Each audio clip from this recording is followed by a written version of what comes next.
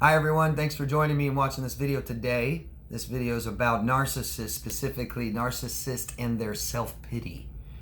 I get asked this question a lot. And I also get a lot of questions about covert narcissists. So this video is about specifically more covert narcissists, and I'll get into that in a second, what that is. First, if you could take the time, please subscribe to the channel down there. Hit that button. Vote up or down, tell me why down below, say hi, share this video with people. It would really help. I appreciate all of you for your support. So, the overt narcissist and pity, they really go hand in hand, really. I get asked a lot, what's the difference between overt and covert? And I'm not going to go all the way into that today, but the covert narcissist, it's very common for them to have a lot of self-pity. There are narcissists out there that want you to feel sorry for them, and they want you to have sympathy with them, and they may use pity and sympathy to get the things that they want, to control you. And they always look like they're the good person, right? I'll see a covert narcissist judge people on that a lot. Real black and white. They're such a good person, such a bad person, and you could be such a good person and bad person within seconds of each other, can't you? Something a lot of borderlines do too. But the covert narcissist is very devious, very sly, very passive aggressive. Stay nice, oh yeah, thank you. What you just did and said to me hurts my ego, but I won't say anything and I'll punish you later, right? So, this kind of abuse, the self-pity, may go undetected to the victim. A lot of you guys watching this were with covert narcissists for a long time, maybe in your family or married to them. And a lot of the things they may have done to you, you may not realize, because they do it because, well, they're being so nice and they're so naive. I don't understand all the time.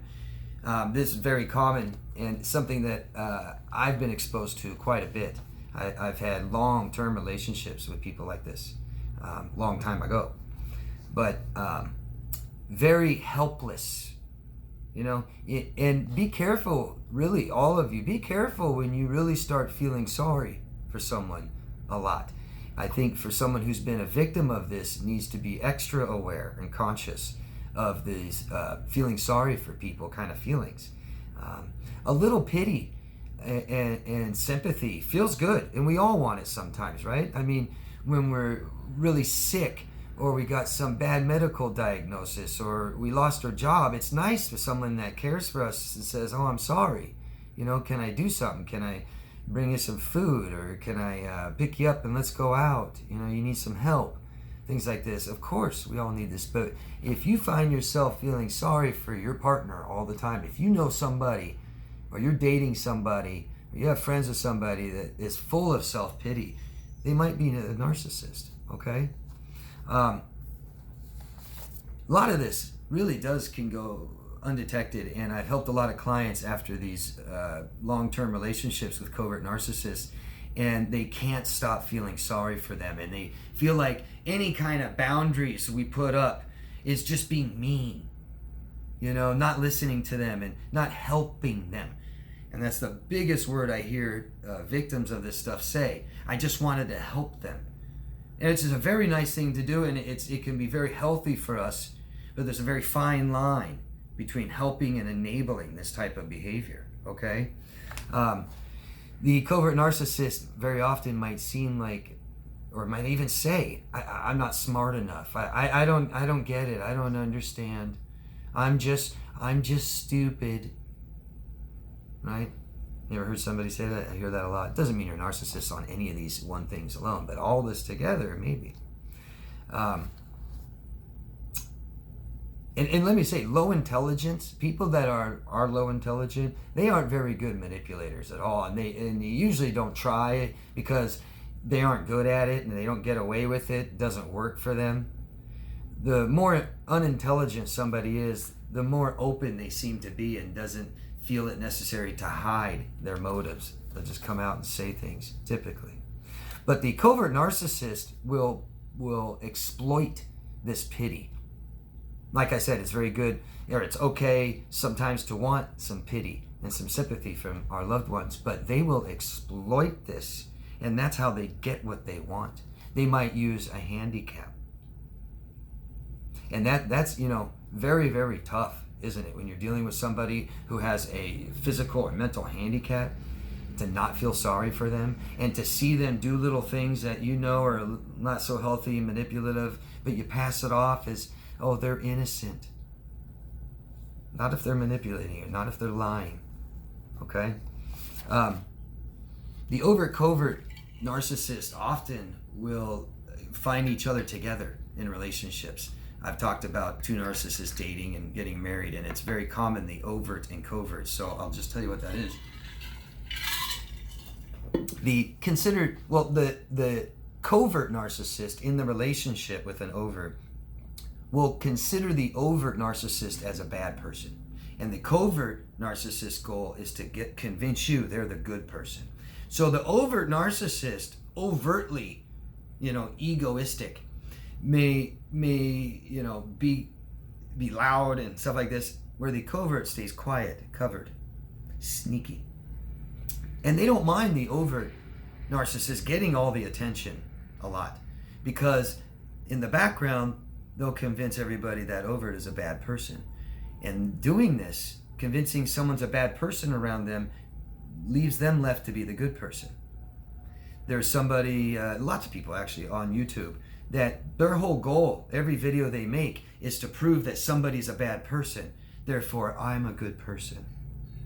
And a good person doesn't talk bad about people, period. Doesn't like drama, negativity, and doesn't want to portray anybody as a bad person. That's really an opinion that anybody else needs to form on their own, but they'll try to form this opinion with you. They'll try to not let you have your own opinion.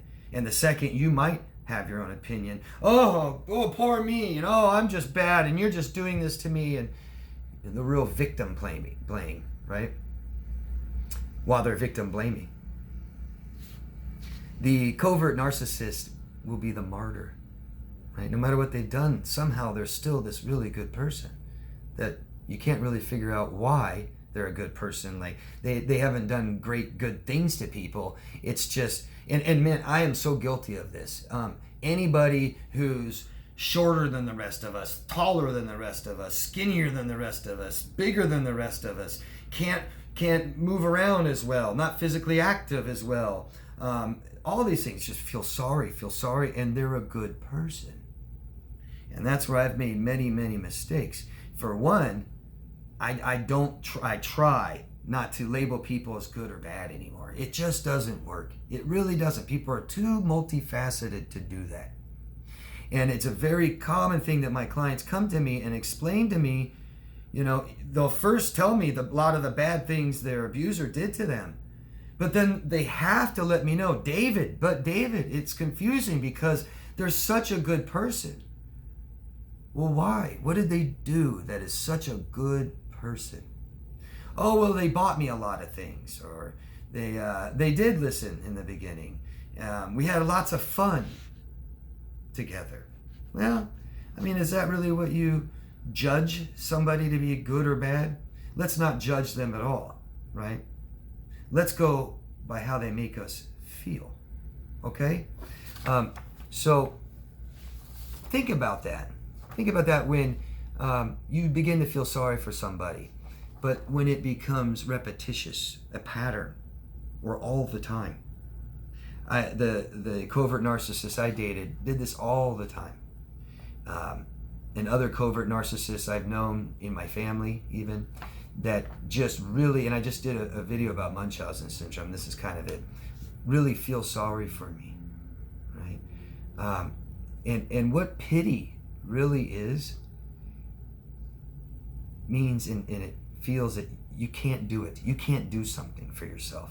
And so the covert narcissist, the ultimate codependent, who rejects their true self and projects this image they want you to believe. And the overt is very egoistic, and I'm great. I'm going to overcompensate, come over the top and say I'm better than everybody else, real special and unique in that way. Where the covert narcissist will be special and unique in the way that I can't do it. I'm not smart enough. I'm just not good enough, right? and you feel so sorry for them, and especially if they can really portray this real innocence, right, and really good person. And in a good way they might do that is, everyone around me is so bad, right? So the real codependent, who can't do things for themselves, who can't regulate their emotions, or maybe feel secure, and they're trying to get reassurance from you or get you to do things for them. Remember, if you're sick, you bring me some medicine or some orange juice, that feels good, doesn't it? Now imagine having people do everything for you, right? The covert narcissist I was with for a long time never had a license, never drove. I drove them everywhere. I went and dropped them off, and then I went and picked them up, and then I went and got everything they needed. And I fought their battles for them. Every problem they had, which they had a lot with people, I would always fight those battles for them, because she can't. She doesn't know how.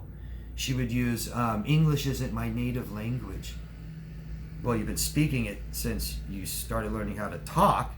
Maybe you learned some other language first too, but you speak it fine when you want to, right? I can't, whatever it is that they can't do, but most of it is emotional. And so we have emotional needs, and so do they. And they might want to feel reassured. You won't leave them. Reassured. And they'll force you to do so many things for them to be reassured that you won't leave them. Right? They might come up like Munchausen's and come up with different illnesses, diseases they may have. The same covert narcissist would complain about having carpal tunnel syndrome. Therefore, I can't really work very well, and they're picking on me, right? I don't know what to do. They're just all being mean to me. Like the kid that says, why did you have a bad grade in math? Well, the teacher doesn't like me. Well, why did you have a bad grade in reading? They hated me, the teacher. Well, what about English? All teachers hate you? What the hell are you doing? Nothing. I'm just saying I need help, and I just don't understand. Do you see that? Oh, man. Victims of this fall for this stuff. And just remember what I said. If you find somebody in your life always full of self-pity, you might know a covert narcissist. Anybody has their own examples, I'd love to hear them. Please go down below, because there's so many. And I could go on and on about covert narcissists too. But I'd love to hear all your guys' examples. Tell me what you think. Thanks, and love yourself first. Bye, guys.